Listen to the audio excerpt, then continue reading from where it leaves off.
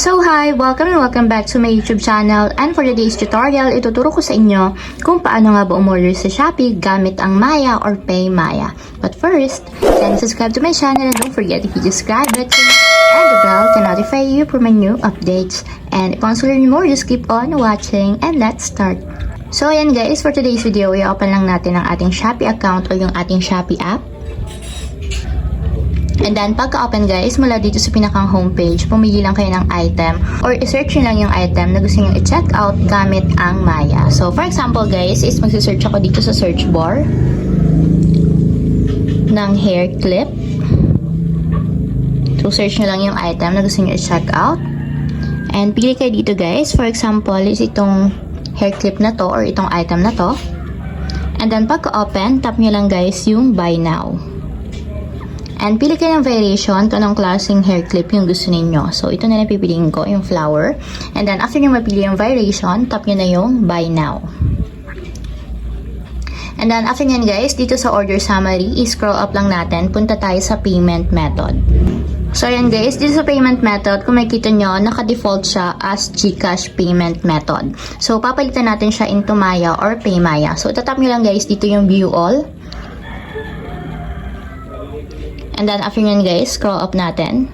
And tap natin dito yung Payment Center e-wallet. So, hanapin nyo na guys dito yung Maya. So, kung nakita nyo na, tap nyo yung Maya. And dapat may checkmark siya sa right side niya. So, kapag okay na, tap nyo yung confirm para yun yung ma-default na payment method natin. So, kung makikita nyo guys, nakamaya na siya through e-wallet. And then, kapag nakamaya na, tap nyo na yung place order. So, make sure guys na meron kayong funds sa inyong Maya wallet to make sure na makukomplete yung pagpapayment natin gamit ang Maya. So, nakikita nyo naman is ang total payment is 93 pesos. So, ang maliless sa ating Maya wallet is 93 pesos. Kasama na yung shipping fee. So, kapag okay na guys, tap na natin yung pay para makapag-payment na tayo. So, ilalogin lang natin yung ating account sa Maya or PayMaya. So, tap natin yung login para makapag-login na tayo. So, may magsasend na OTP code sa ating number. So, yung ilalagay natin dito sa blank spaces para ma-verify yung ating phone number. So, after yung malagay yung OTP code, tap natin yung verify. So, kukonfirm lang natin guys, ito yung ating order summary. So, ang maliless is 93 pesos or mababawas sa ating PayMaya or Maya account. So, tap na natin yung confirm to pay.